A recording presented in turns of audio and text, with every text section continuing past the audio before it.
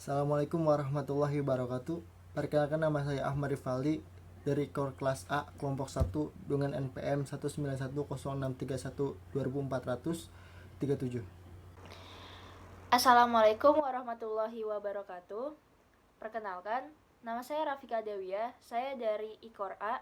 NPM saya 19106312 448.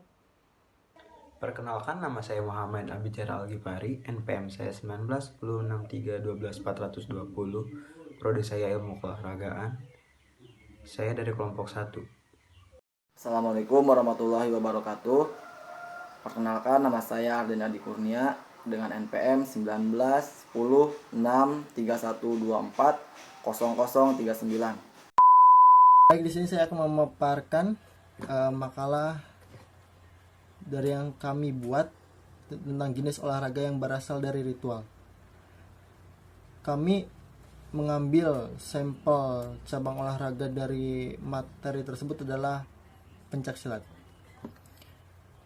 Baik, di sini saya akan menjelaskan tentang pengertian tentang pencaksilat. Pencaksilat merupakan sistem bela diri yang diwariskan oleh nenek moyang kita sebagai budaya bangsa Indonesia, sehingga perlu dilestarikan, dibina, dan dikembangkan. Indonesia juga merupakan negara yang menjadi pusat ilmu bela diri. Tradisional pencaksilat, istilah resmi pencaksilat di beberapa daerah berbeda-beda. Contohnya seperti Sumatera Barat dengan istilah silek dan gayuang. Yang kedua di pesisir timur Sumatera Barat dan Malaysia dengan istilah bersilat. Terus yang ketiga Jawa Barat dengan istilah maempok dan penca. Dan keempat Jawa Tengah, Yogyakarta dan Jawa Timur dengan istilah pencak. Yang kelima Madura dan Pulau Bawean dengan istilah mancak.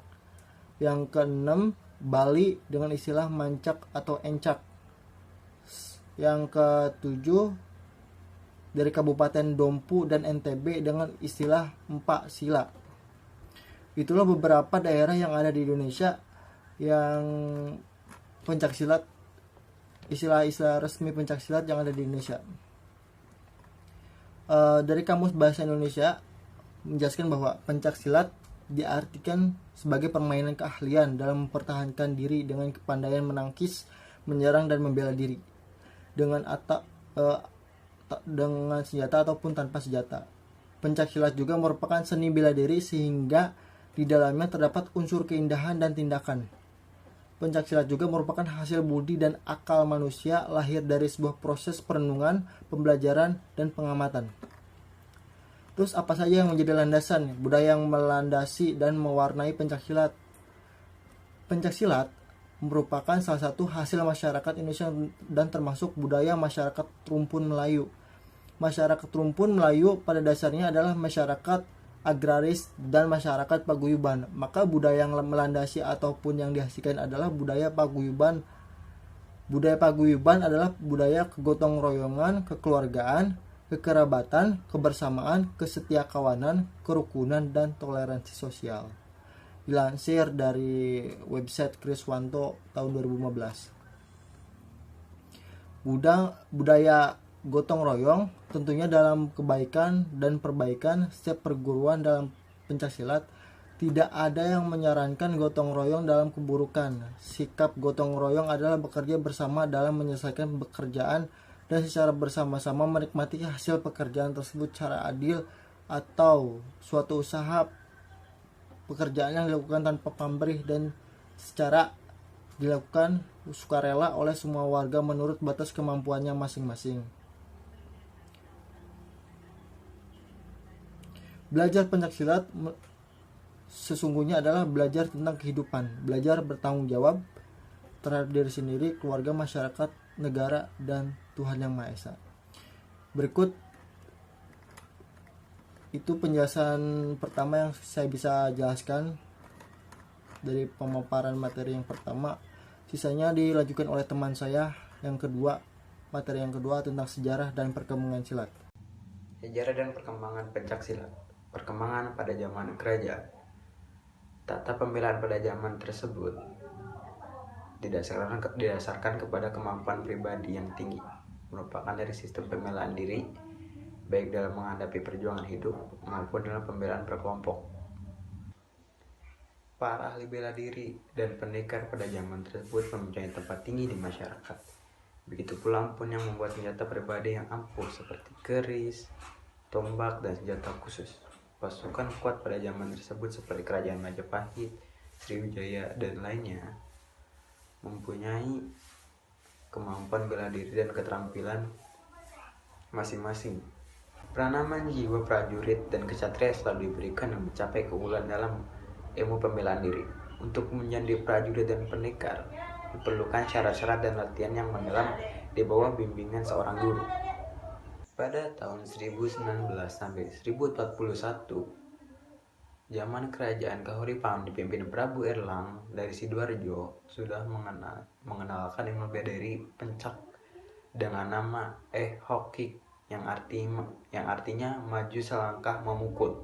Pada masa perkembangan agama Islam, ilmu bela diri dipupuk menjadi ajaran kerohanian, sehingga basis-basis agama Islam terkenal dengan ketinggian ilmu bela dirinya.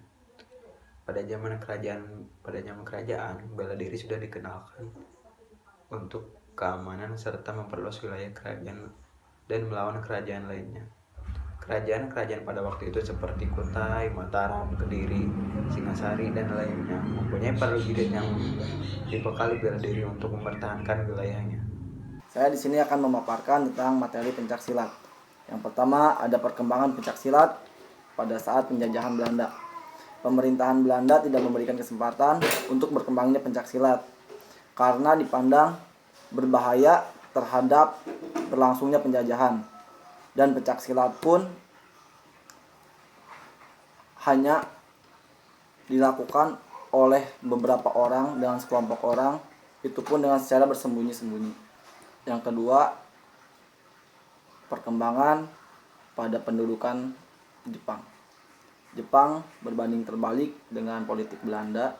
Jepang mendorong dan mengembangkan pencaksilat dengan tujuan untuk pertahanan melawan sekutu, di mana anjuran Shimizu diadakan pemusatan tenaga aliran pencaksilat. Baik, di sini saya akan melanjutkan presentasi dari teman saya. Yang akan saya bawa adalah perkembangan pada zaman kemerdekaan. Di zaman ini ada dua periode. Yang pertama, pada periode perintisan pada tahun 1948 sampai 1955. Dan yang kedua, ada periode konsolidasi dan pemantapan pada tahun 1955 sampai dengan 1973. Yang pertama yang saya akan jelaskan adalah periode perintisan tahun 1948 sampai 1955. Periode ini adalah perintisan berdirinya organisasi pencaksilat yang bertujuan untuk menampung perguruan-perguruan pencaksilat.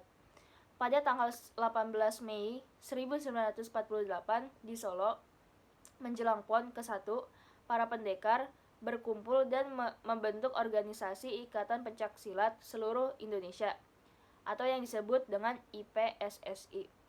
Ketua umum pertama IPSSI adalah Mr. Wongsonegoro.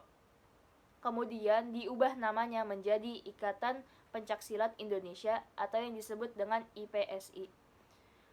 Yang dimaksud untuk menggalang kembali semangat juang bangsa Indonesia dalam pembangunan. Selain itu, IPSI mempunyai tujuan yang dapat memupuk persaudaraan dan kesatuan bangsa Indonesia sehingga tidak mudah dipecah belah.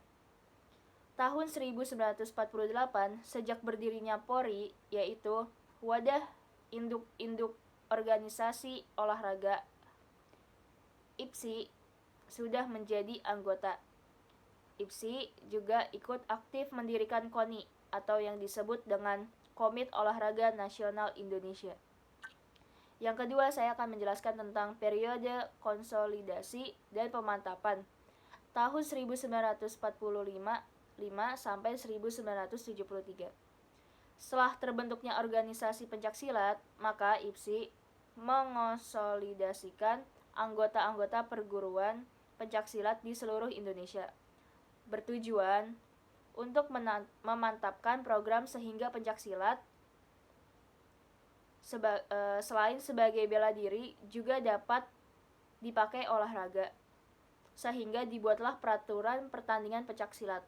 Dengan terbentuknya peraturan tersebut, maka pada PON yang ke-8. Sekian dari kelompok kami. Bila ada kesalahan, mohon dimaafkan. Wabillahi taufik wa hidayah. Wassalamualaikum warahmatullahi wabarakatuh.